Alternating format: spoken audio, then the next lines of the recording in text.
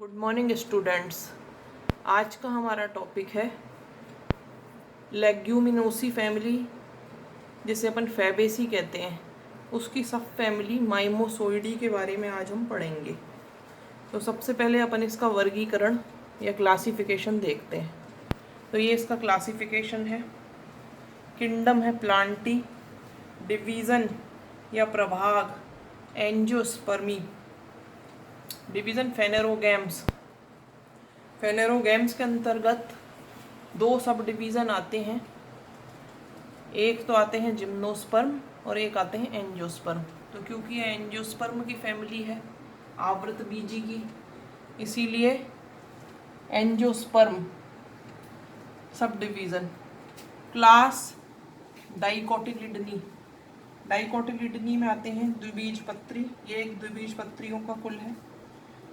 द्विबीजपत्रियों का मुख्य लक्षण ये होता है कि बीजपत्र दो होते हैं और पुष्प पंचतई होते हैं, माने बाह्यदल व दल जो होते हैं वो संख्या में 5 पाए जाते हैं। इसके बाद है इसकी सब क्लास जो है पॉलीपेटेली। पॉली मतलब होता है मुक्त, पेटेली मतलब बाह्यदल व दल।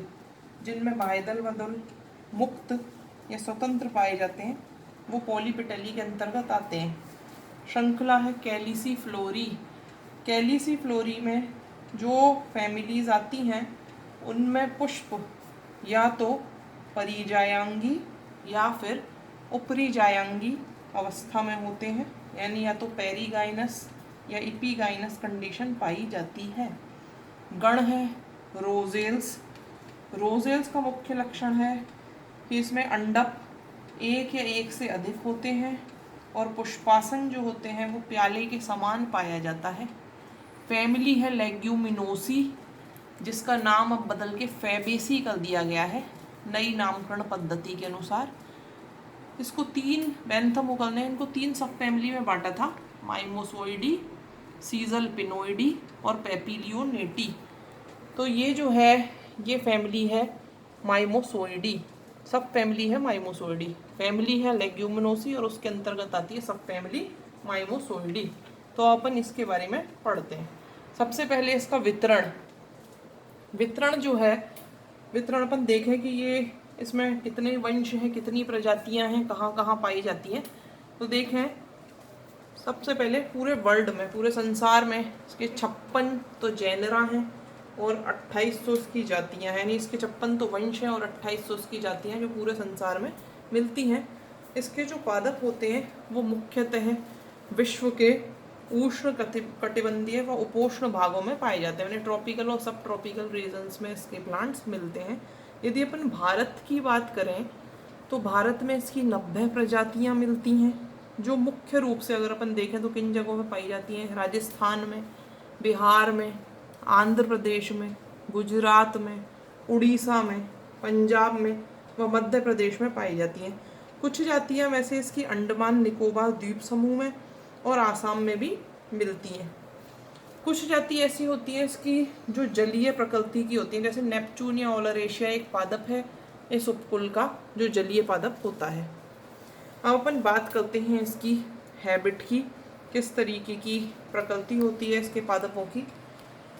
तो देखें अपन मुख्य रूप से जो पादप होते हैं वो वृक्षीय प्रकृति के पाए जाते हैं, जिनमें अल्बीजिया, अल्बीजिया की जो लेबेक प्रजाति है जिससे अपन सिरस कहते हैं, अकेसिया की प्रजातियां जैसे नाइलोटिका जो बबूल कहलाती है, सेनेगल, कटेचू, अकेसिया कटेचू जिससे कत्था प्राप्त होता है, ये भी वृक्षीय प्रकृति के पादप हैं। इसके अलावा प्रोसोपिस सिनेरेरिया जिसे अपन खेजड़ी कहते हैं, ये भी वृक्षीय प्रकृति का है। छुप की बात करें, इस उपकुल में कुछ छुपीय पादप भी पाए जाते हैं, जैसे अकेसिया की कॉन्सीना प्रजाति है, जैक्वी मोंटी प्रजाति है।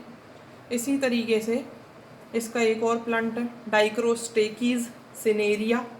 इसके अलावा कैलिएंड्रा हिमेटोसिफेला, ये कुछ पादप हैं जो छुपीय प्रकृति के हैं। हर्ब की बात करें अपन, शाखीय प्रकृति के कौन से पादप पाए जाते हैं इस उपकुल में, तो माइमोसा पुडिका जिसे अपन छुईमुई कहते हैं वो, और नेपचूनिया ओलरेशिया, ये शाखीय प्रकृति के पादप हैं। अपन इसके बारे में आगे अध्ययन करते हैं। तो इसमें जो जड़ें किस प्रकार की पाई जाती है, सबसे पहले इसके कायिक लक्षण पढ़ेंगे अपन, फिर इसके पुष्पीय लक्षणों को पढ़ेंगे। तो जो जड़ें होती हैं वो शाखित मूसला मूल पाई जाती हैं। शाखित मूसला मूल तंत्र, क्योंकि जैसा आप लोग जानते हैं ये एक द्विबीजपत्री का कुल है, और जो द्विबीजपत्री कुल के पादप होते हैं उनमें मूसला मूल तंत्र पाया जाता है, इसीलिए इसमें भी शाखित मूसला मूल तंत्र पाया जाता है। मूसला मूल क्या होती हैं? ऐसी जड़ें जो मूलांकुर से विकसित होती हैं वो मूसला मूल कहलाती हैं। तो इस प्रकार का तंत्र इसमें मिलेगा। तने की बात अपन करें तो इस कुल के जो पादप होते हैं, इस उपकुल के पादपों में तना ऊर्व होता है, ठोस होता है, सिलेंड्रिकल यानी बेलनाकार है, इसके अलावा ठोस होता है, शाखित होता है, ब्रांच्ड शाखित पाया जाता है। इसके कुछ पादप ऐसे होते हैं, कुछ प्रजातियां ऐसी होती हैं जिनके तने से गोंद प्राप्त होती है, और अपन देखें तो कुछ जातियों के अंतः काष्ठ में टैनिन भी पाई जाती है। टैनिन जो है उसकी मात्रा भी बहुत अधिक पाई जाती है। पत्तियों की बात अगर अपन करें, पत्तियां जो होती हैं वो स्तंभिक व शाखिक होती हैं, माने मुख्य तने पर भी पत्तियां पाई जाती हैं व शाखाओं पर भी पत्तियां पाई जाती हैं। और पल्वीनेट प्रकार की पत्तियां होती हैं। पल्वीनेट मतलब, पल्वीनेट किसे कहते हैं? ऐसी पत्तियां जिनका जो वृंत होता है वो आधार से फूला हुआ होता है, तो इस स्थिति को अपन पल्वीनेट कहते हैं। जैसे आपने नीम की पत्तियां देखी होंगी, नीम की पत्तियों को आप देखें जरा, तो आधार पर जिस तरीके से फूले फूले से होती हैं, तो उस तरीके की संरचना वो पल्वीनेट कहते हैं। एकांतर प्रकार की पत्तियां होती हैं इसमें। एकांतर का अर्थ होता है कि एक नोड से एक पत्ती निकलती है और अगले नोड से दूसरी पत्ती निकलेगी विपरीत दिशा में, तो ये व्यवस्था एकांतर कहलाती है। संयुक्त प्रकार की पत्तियां पाई जाएंगी इस उपकुल में। इनमें से संयुक्त में भी दो प्रकार होते हैं, पिच्छाकार और हस्ताकार। तो इसमें से पिच्छाकार प्रकार की पत्तियां जो होंगी वो मिलती हैं। एक पिच्छ की अवस्था जो होती है वो इंगा में पाई जाती है। द्विपिच्छ की अवस्था जो होती है वो अकेसिया में पाई जाती है। अनुपर्णी प्रकार की होती हैं, यानी अनुपर्ण पाए जाते हैं, उपस्थित होते हैं। और जो अनुपर्ण होते हैं कुछ पादपों में वैसे देखें अपन तो कांटों में रूपांतरित हो जाते हैं, यानी वो मॉडिफाइड हो जाते हैं स्पाइन्स में। अकेसिया की स्पीरोसेफेला जो प्रजाति होती है, इसकी खास बात यह है उसमें जो ये कांटे होते हैं ये फूले हुए होते हैं व खोखले होते हैं। इनमें चींटियां रहती हैं, और चींटियों का काम क्या होता है कि ये चींटियां जो होती हैं भोजन के लिए इसमें रहती हैं, तो ये पर्णवृंत पे कुछ एक्स्ट्रा फ्लोरल जो ग्रंथियां होती हैं, मकरंद ग्रंथि पाई जाती हैं, तो उन ग्रंथियों से तो अपना पोषण प्राप्त करती हैं, भोजन लेती हैं, और बदले में जो पादप होता है, क्योंकि ये वहाँ पर रह रही हैं कांटों के अंदर, तो बदले में ये पादप की कीड़ों से रक्षा करती हैं।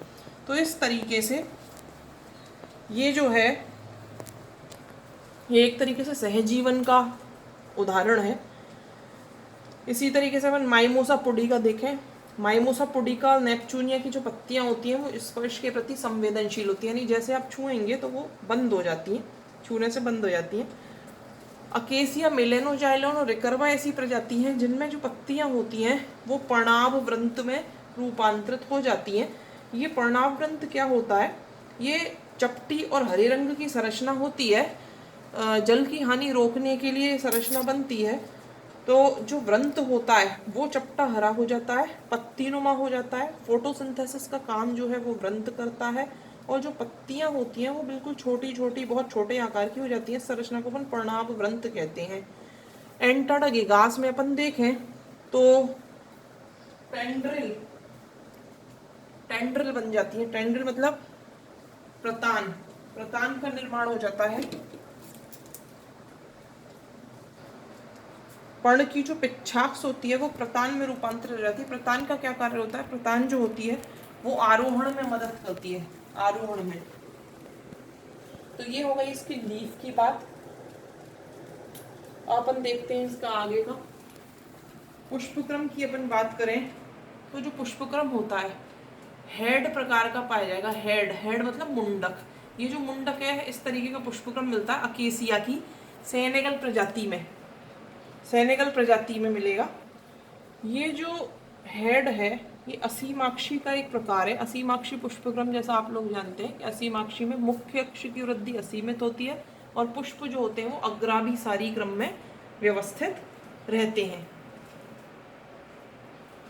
इसी तरीके से जो अकेसिया की अरेबिका प्रजाति है उसमें स्पाइक प्रकार का पुष्पक्रम पाया जाता है।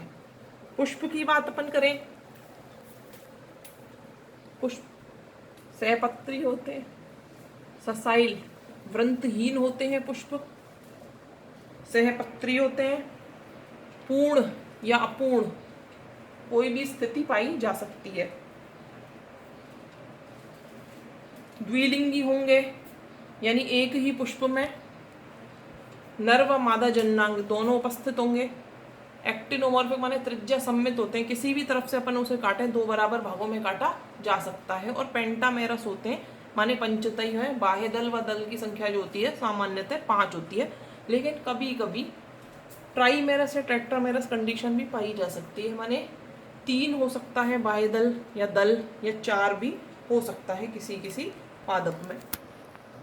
हाइपोगाइनस कंडीशन होती है, मतलब कि ओवरी सुपीरियर होती है, जायांग सबसे ऊपर होता है, अंडाशय सबसे ऊपर है और बाकी सारे भाग नीचे से निकले हुए होते हैं और चक्रिक प्रकार के पुष्प होते हैं।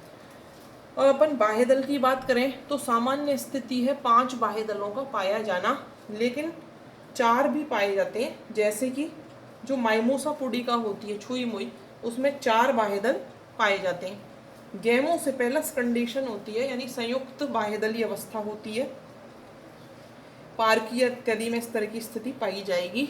और वाल्वेट एस्टिवेशन होता है। वाल्वेट का मतलब होता है कि किसी भी बाह्यदल का किनारा दूसरे अगर अपने नज़दीक वाले बाह्यदल के किनारे के ऊपर चढ़ा हुआ नहीं होता, बिल्कुल नज़दीक संपर्क में होते हैं। दल की अपन बात करें, दल की तो दल जो होते हैं वो भी 5 ही होते हैं। सामान्य स्थिति 5 दलों का पाया जाना है, लेकिन 4 भी पाए जाते हैं। जैसे कि आपने देखा था कि माइमोसा पुडिका में 4 बाह्यदल होते हैं, ऐसे ही दल की संख्या भी 4 होती है। और गैमोपेटेलस कंडीशन होती है, माने संयुक्त बाह्यदल अवस्था होती है, इसमें भी वॉल्वेट प्रकार का एस्टिवेशन पाया जाता है। पॉलीपेटेलस कंडीशन पाई जाती है, माने मुक्त दलीय अवस्था होती है पार्किया में और प्रोसोपिस में। पुमंग की बात अगर अपन करते हैं, अपन पुमंग देखते हैं तो पुमंग की संख्या जो होती है 8 हो सकती है, 10 हो सकती है, या नॉर्मली इनफाइनाइट माने असंख्य संख्या होती है। पॉलीएंड्रस कंडीशन पाई जाती है, पुंकेसर मुक्त होते हैं, आपस में एक दूसरे से जुड़े हुए नहीं होते हैं। डाइथीकस मतलब द्विकोष्ठीय अवस्था होती है। आधार लग्न होते हैं, यानी कि जो पुतंतु होता है वो पाली के नीचे की तरफ आधार से जुड़ा हुआ रहता है। इसके अलावा जो डिप्लोस्टेमिनस कंडीशन होती है, यानी द्विचक्कर पुंकेसरी अवस्था पाई जाती है। द्विचक्कर पुंकेसरी अवस्था का अर्थ होता है कि पुंकेसर जो होते हैं वो चक्रों में पाए जाते हैं, 2 चक्रों में पाए जाते हैं, जिनमें से जो बाहर वाला चक्र होता है वो बाह्य दल के अपोजिट होता है, जबकि जो अंदर वाला चक्र होता है वो दल के अपोजिट स्थित होता है। एक पीले रंग की गोल संरचना जो होती है वो कुछ पादपों में, जैसे अपन देखें डाइक्रोस्टेकीज में, एडिनेंथेरा, इनमें एक पीले रंग की गोल सी संरचना होती है जो कि परागकोश के शीर्ष पर पाई जाती है। ये संरचना दरअसल कीटों के द्वारा भोजन के रूप में उपयोग में ली जाती है। इसके अलावा अपन देखें जायांग की बात अपन करते हैं तो जायांग जो होती है वो एक अंडपी होती है, मोनोकार्पलरी होती है, एक कोष्ठीय, कोष्ठ की संख्या भी एक होती है। सीमांत बीजांडान्यास पाया जाता है। सीमांत बीजांडान्यास का सबसे अच्छा उदाहरण होता है जैसे मटर में अपन देखते हैं कि जो मटर की फली होती है उसमें जिस तरीके से सारे जो ओव्यूल्स होते हैं वो एक ही मार्जिन में, एक ही किनारे की तरफ लगे हुए रहते हैं, उस तरीके की जो व्यवस्था होती है वो सीमांत कहलाती है। इसके अलावा जो ओवरी है वो सुपीरियर होती है या फिर सेमी सुपीरियर भी हो सकती है, इन दोनों में से कोई भी स्थिति पाई जा सकती है, ऊर्ध या अर्धऊर्ध्व स्थिति होगी। एल्बीजिया लेबेक जो है, एल्बीजिया लेबेक जो जिसे अपन सिरस कहते हैं, उसकी एक खास बात होती है कि उसके जायांग पर एक चक्रिका पाई जाती है। जैसे अपन ने देखा कि जो पुमंग है, पाली के ऊपर एक पीले रंग की गोल संरचना पाई जा रही है, उसी तरीके से जायांग के ऊपर भी एक चक्रिका पाई जाएगी, उपस्थित होगी। फल व बीज की बात करें तो फल लेग्यूम या लोमेंटम होता है और बीज जो होते हैं वो अभ्रूणपोषी होते हैं, नॉन एंडोस्पर्मिक प्रकार के पाए जाते हैं। इसी में एक पिथेसालोबियम डल के जो जंगल जलेबी कहलाता है, उसके बीजों से एरिल मिलता है। परागण व प्रकीर्णन की बात करें तो परागण व प्रकीर्णन जैसा अपन ने देखा कि मकरंद ग्रंथि पाई जा रही है, डिस्क पाई जा रही है जायांग के ऊपर, पुमंग के ऊपर, तो इस वजह से इनमें जो परागण व प्रकीर्णन होता है वो कीटों द्वारा होता है। Thank you.